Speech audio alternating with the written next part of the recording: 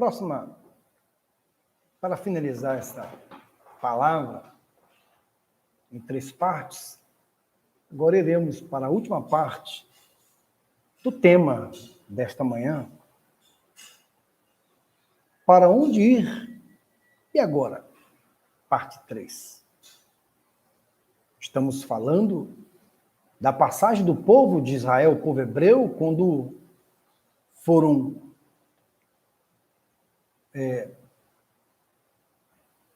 liberados por Deus do Egito, em caminho a Canaã. Eu parei, meditando em Êxodo, do livro de Moisés, Êxodo capítulo 14, versículo de número 1, 2, 3 e 4, 13 e o 14. Os irmãos conhecem muito bem essa passagem, mas eu tenho extraído dela algo diferenciado.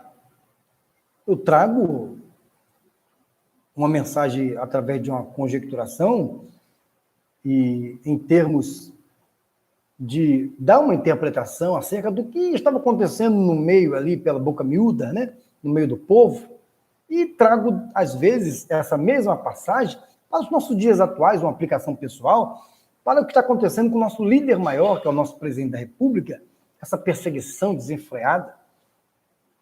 Ele também se encontra, como Moisés se encontrava nesta passagem, em um beco sem saída, piairote, significa no hebraico, e para nós, beco sem saída, rua sem saída, emparedado. Moisés estava em uma situação extremamente delicada.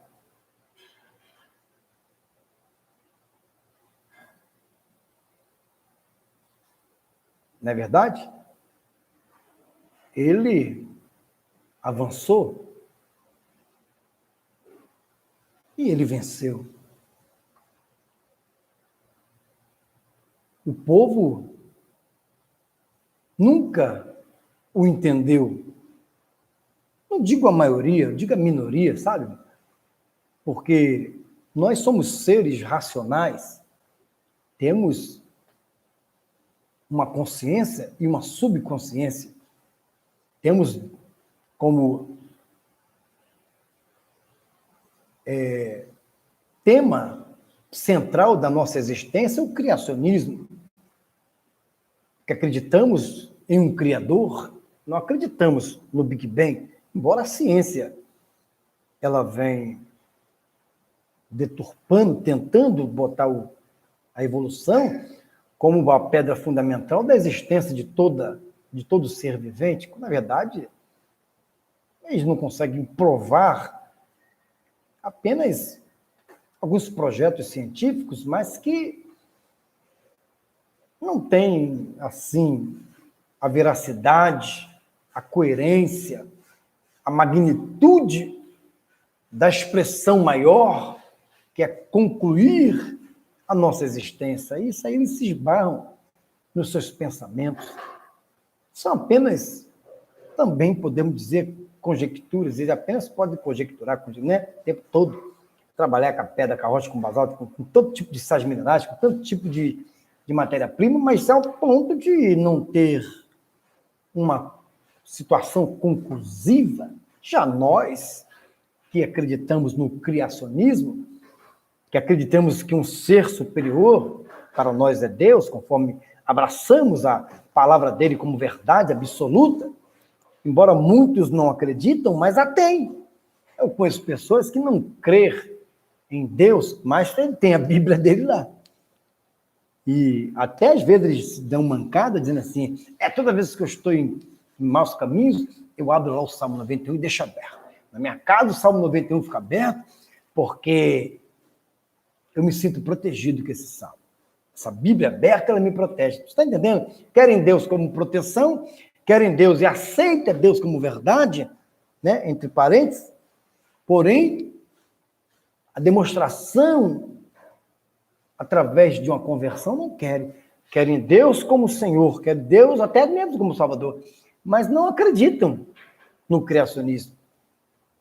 Não acredito que Deus é uma pessoa normal, alguém que escreveu isso aqui, que trouxe essas informações e veio e criou uma situação para que o homem acreditasse em alguma coisa e trouxe aí essa figura de Jesus Cristo, escrevendo essas palavras, o homem escreveu essas palavras, para fazer com que nós, seres humanos, viesse a ter alguma coisa para se agarrar, para se... Nada disso. Eles não conseguem desmistificar ou tentar criar uma figura. Não, esse livro apenas é figura de linguagem. Trabalha apenas com figuras, com metáforas. Não é verdade, isso aqui é o homem que escreveu. Com certeza, foi o homem que escreveu mesmo. E isso eles estão cobertos de razão, mas eles não escreveram dele mesmo.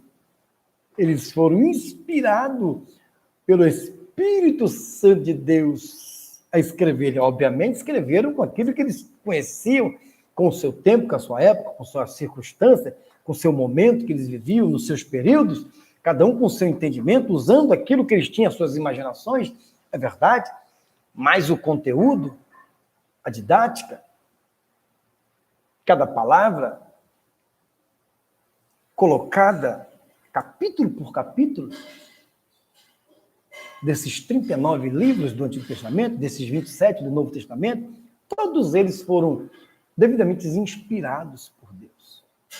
Foi Deus que foi falando, o homem ouvia alguma visão, tive uma visão assim, não, eu vi do céu como raio. Então, eles escreviam aquilo que eles tinha conhecimento em sua época, usava o conhecimento local, conhecimento, a sua didática, a sua pedagogia, né? Afinal de contas,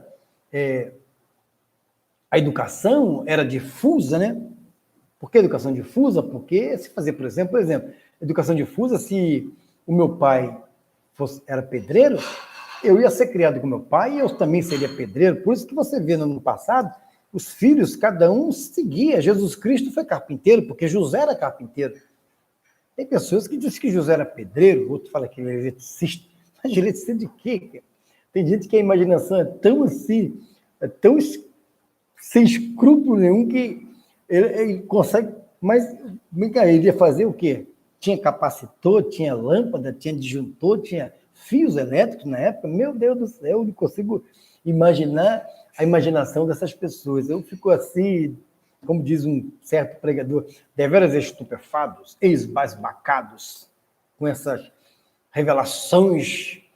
Mas eu fico tanto quanto observando a imaginação. O ser humano, o homem, a mulher, com as criações de Deus, nós somos seres criadores, seres que imaginam, que pensam, que viajam. A nossa mente ela é fértil.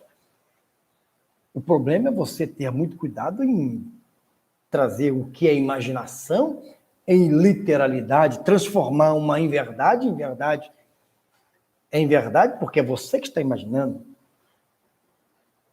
É como aquela história da pessoa que sempre contou que tinha uma fazenda, que era fazendeiro. Todo mundo sabia que ele era pobre, mas ele gostava de falar que era fazendeiro, que tinha muitos bois, que não sei o quê. Não dava nem para contar o número de cabeças de gado e leite, não sei mais o quê. Tantos capatazes. E era uma riqueza, assim, e áreas produtivas, tinha plantações, tinha tantas coisas. Ele falava tudo isso da sua fazenda. Ele mentia tanto, ele imaginava tanto que tinha essa fazenda que acabou sendo uma verdade para ele, mas os outros sabiam que era mentira, a ponto de uma pessoa pregar uma peça nele e falar assim: ei, fulano, rapaz, eu não sei nem como é que eu vou te contar essa notícia, estou muito triste.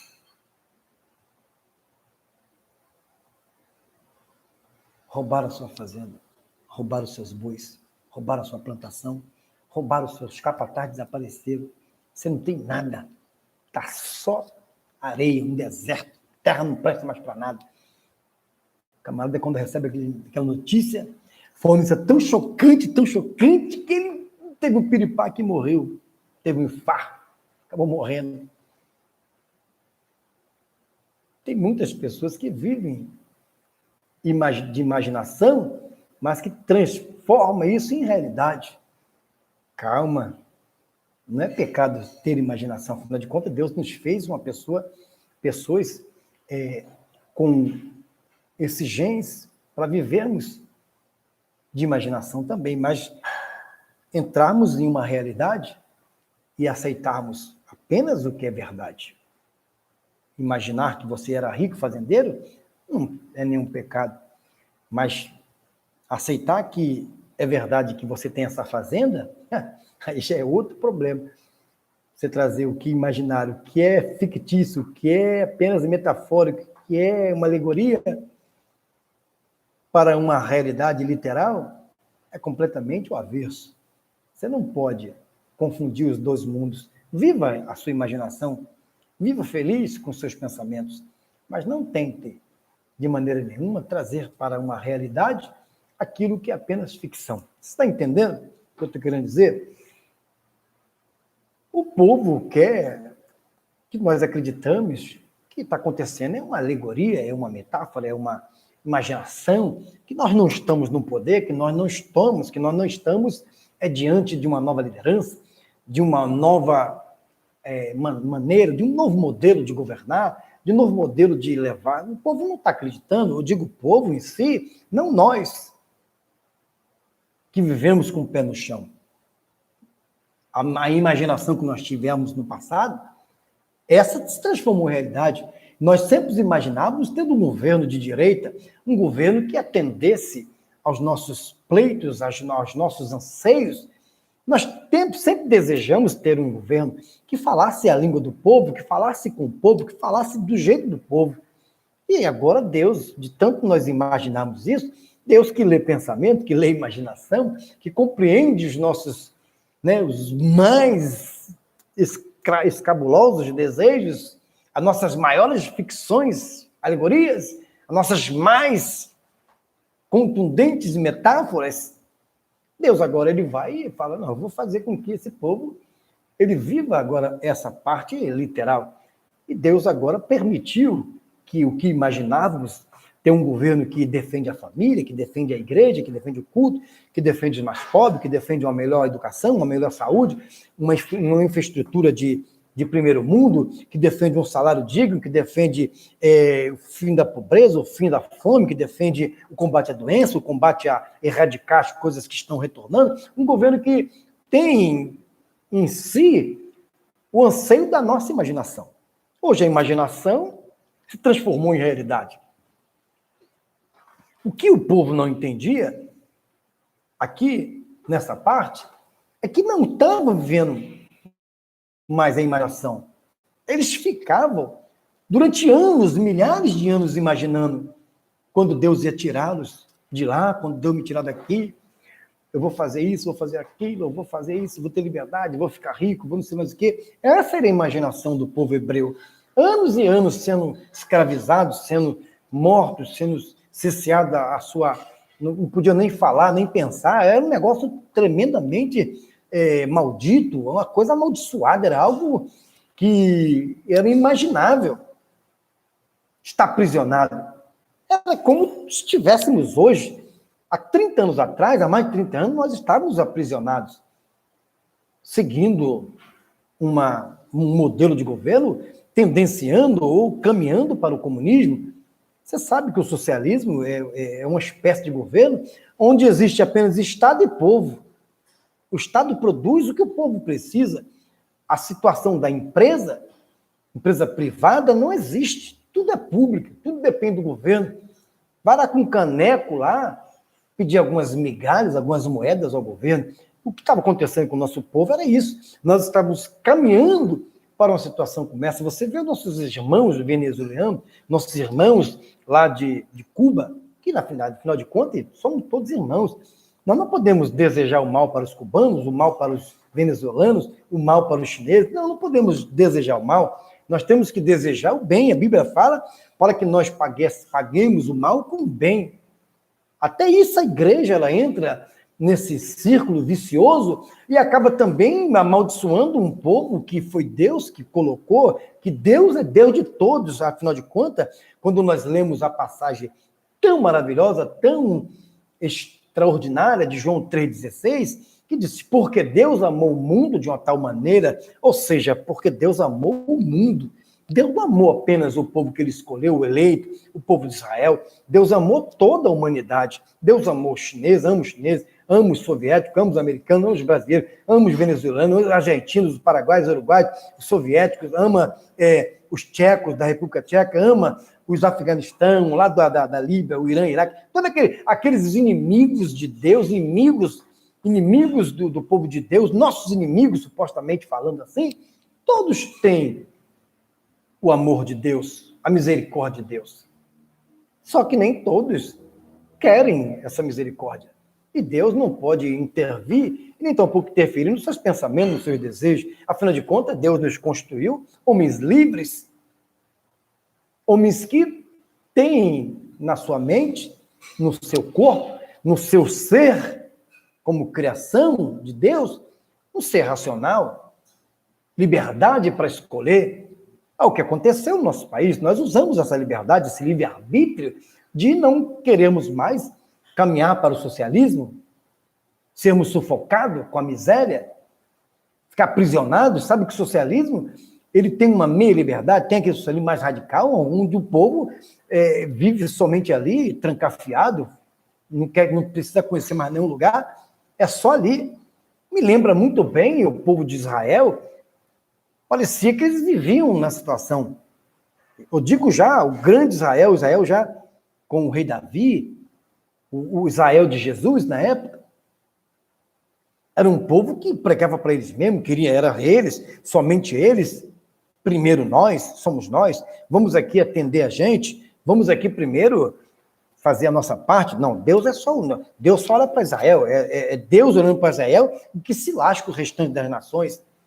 E em Malaquias, que eu tive a oportunidade de pregar para os irmãos aqui, trouxe um sermão, dizendo que eu sou Deus, eu sou honrado tanto em Israel como fora de Israel. Então, eu não posso aprisionar Deus, a Igreja Assembleia de Deus, a Igreja Batista, a Igreja Wesleyana, a Igreja Presbiteriana, a Igreja Católica e tantas outras religiões, não pode aprisionar Deus para que ele possa ser o seu Deus exclusivo. Deus é um Deus de dentro e de fora, Deus é o nosso Deus, mas também Deus é o Deus que atende todos os seus necessitados. Aqui eles tinham esse entendimento. Deus é o nosso Deus. Deus não gostaria, Deus com certeza não queria que Israel, que os egípcios entrassem no mar e fosse destruído.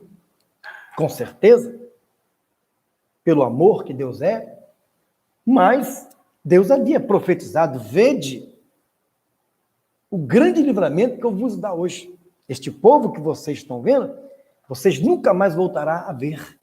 Nunca mais voltará a ver. Nunca mais voltará a ver. Nunca mais voltará a ver. Nunca mais voltará. Você está entendendo essa palavra? Nunca mais voltará a ver. Nunca mais voltará a ver.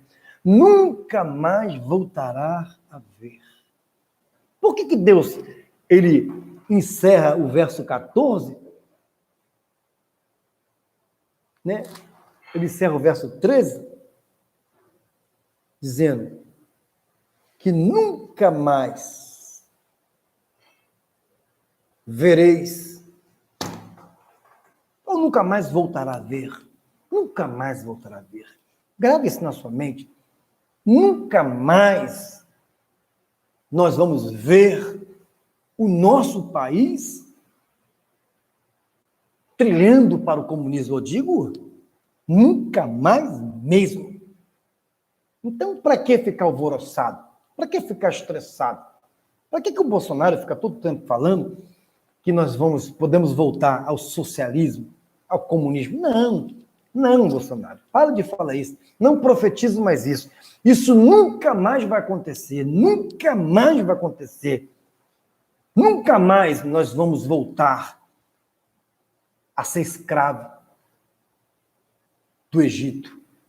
Nunca mais o socialismo vai prevalecer. Nunca mais o comunismo vai tomar posse e vai destruir a democracia. Nunca mais. Nunca mais. Quando Deus tiver esta promessa que que Deus não quebra a sua promessa. Deus está falando conosco, brasileiro, nesta manhã.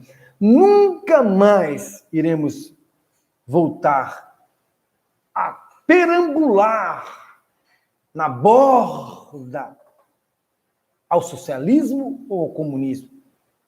Tem pessoas, é claro que aqui, no meio do povo, tem pessoas que desejavam o tempo todo voltar ao Egito. É assim também no nosso país, tem pessoas que amam o socialismo e que amam o comunismo. Mas Deus está mandando dizer para o nosso presidente que nunca mais, socialismo nunca mais, comunismo nunca mais. Você está entendendo o que Deus está falando? Moisés, fique tranquilo, nunca mais vocês vão ver. Por que Deus falou isso? Quando eles atravessaram para o outro lado do Mar Vermelho, para o Oriente, que eles estavam no Ocidente, Moisés não tinha mais visão do povo egípcio, do Ocidente. Moisés não estava nem vendo mais. A distância era tão longa que não estava nem enxergando. Cadê o povo? Sumiu. Os nossos inimigos desapareceram. Então vai ser desse jeito, Bolsonaro vai ser desse jeito. Você vai olhar e você não vai enxergar mais nenhum daqueles. A Rede Globo já vai ser dissipada. A Band vai ser quebrada. A CNN, que veio aí para trabalhar em prol do povo, que agora se bandeou para o comunismo, também você não vai se preocupar. Aqui no Brasil, nunca mais vai ter vez o comunismo e o socialismo. Esta é a palavra desta manhã, a terceira parte. Vamos atravessar esse mar, Bolsonaro. Vamos atravessar e vamos passar por cima desse vírus, pisar nele. Aí fala assim, poxa, mas que imaginação, hein? Como é que vamos pisar numa coisa que nós não podemos ver? Eu não posso ver. Eu não posso ver. Apenas um microscópio muito moderno tem capacidade de ver a sua mutação. Mas quem foi que inventou e criou o microscópio? Por mais moderno que seja. Não foi o homem com a sua imaginação, com a sua criação. Ninguém criou nada. Foi Deus que embutiu na mente dos grandes criadores, como Thomas Edison, né? Como o pai da ciência, como os grandes historiadores, todos os que escreveram, todos os que passaram, os grandes cientistas, os grandes mestres, todos tiveram mentes aguçadíssimas, mas todas foram dadas por Deus. É uma pena que que a evolução, que os evolucionistas, eles distorcem e querem destruir o criacionismo. Mas nós que somos da parte da criação, acreditamos que nunca mais, essa palavra, eu estou gostando de falar essa palavra eu estou gostando de falar, nunca mais, nunca mais, nunca mais, nunca mais, nunca mais, nunca mais, nunca mais, não dá até né, o pessoal fazer uma música aí, balanço, né, nunca mais, nunca mais, nunca mais, nunca mais, nunca mais, nunca mais socialismo, nunca mais comunismo vai agarrar essa nação brasileira. Essa nação que o nosso líder maior declara, eu estou numa missão dada por Deus. É só ele se apegar nisso. Feliz é a nação cujo Deus é o Senhor. Moisés atravessou, nunca mais, Moisés. Aí quando esse povo entrou, os seus 300 mil homens entraram no mar, desesperado para alcançar o povo hebreu, aí Deus fecha do Ocidente para o Oriente. Deus abriu o primeiro Mar Vermelho a noite inteira, né? Do Oriente para o Ocidente, lá de Jerusalém, das bandas de Jerusalém, até chegar no Egito, Deus foi abrindo o mar a noite inteira, abrindo com aquele vento do Oriente. E depois Deus manda um vento do Ocidente, lá de onde estava o faraó. Acabou, parou, esse vento que estava segurando o faraó, suspende, para, agora vem, obedece. Sopra agora no mar, daqui para o Oriente, vai fechando. Ei, Deus está mandando esse povo aí que está contra o Bolsonaro entrar no mar, entra, que o mar está seco, o caminho foi aberto. Deus está abrindo o caminho para vocês, entra no caminho, entra no caminho. Pode entrar. Vocês não estão desafiando aquele que Deus botou. Vocês não estão desafiando o povo que acredita em Deus. Vocês não estão desafiando um povo, mesmo que não esteja na casa de Deus, não aceitou Jesus, mas que faz parte, que são abençoados porque alguém na família é crente, alguém na família crê em Deus. Vocês não estão desafiando simplesmente um homem que Deus colocou, estão desafiando o próprio Deus. Por isso que ele disse, ei, esta peleja não é tua, se não é minha, nunca mais vocês irão ver esse povo que prega o comunismo e o socialismo. Nem que for preciso fazer eles ficarem mudos, sem poder falar. Eu não duvido de nada do que está escrito na palavra de Deus, porque aqui, quando Zacarias entrou no templo, que o anjo estava falando, Zacarias, presta atenção, a sua esposa Isabel vai conceber um filho, e o nome dele vai ser João. Aquele que vai abrir o caminho para o Messias, vai aplanar as terras. Escutou João Batista?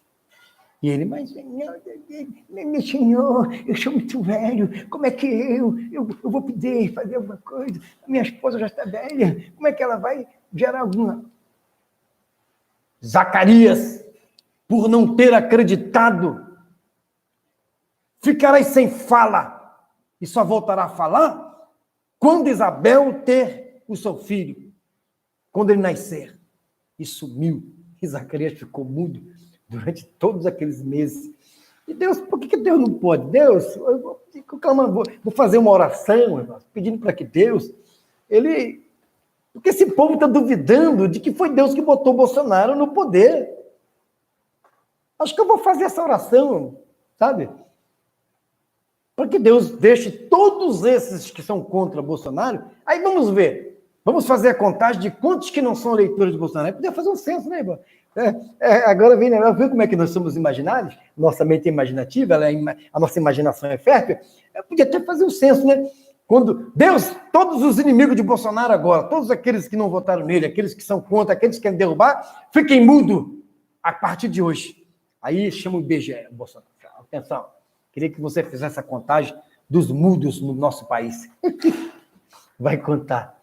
Aí, quando termina a contagem, olha que imaginação, 30 milhões de pessoas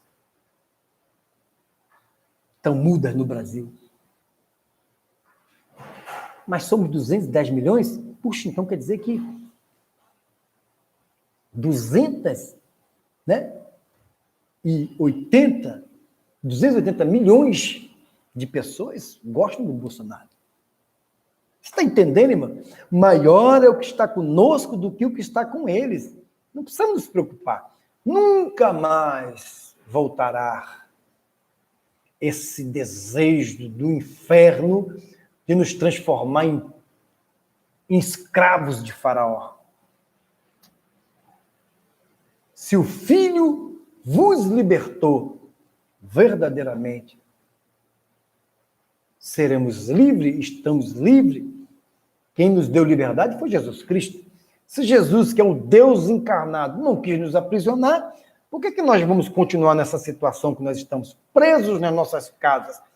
Fique em casa, fique em casa, fique em casa. Que coisa, hein? Que Deus, nesta manhã, possa fazer os inimigos de Bolsonaro ficarem mudos.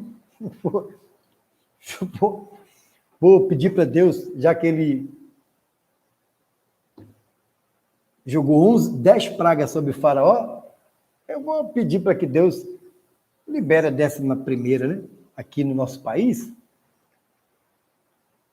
no que tange a fala, só por um período, tá, Senhor?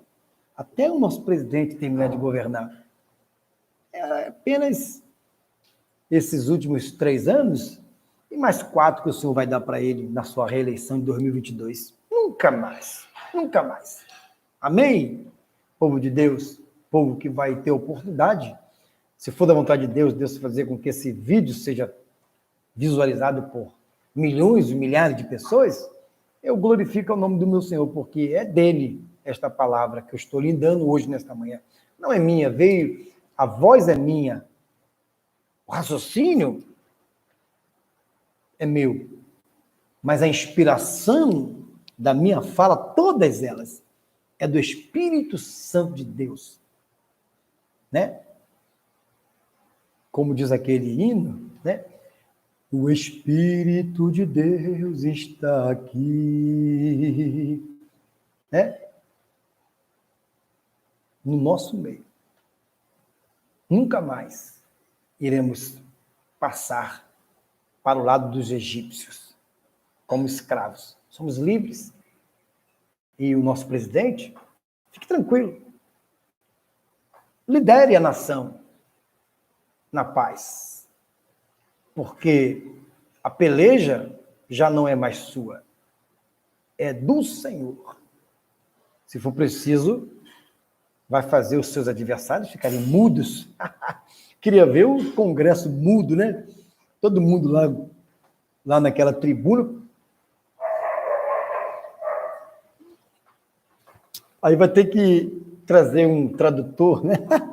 Que fala as línguas dos mudos, para que eles possam traduzir as falas dos nossos grandes homens públicos que estão em desespero porque acabou a droga chamada corrupção.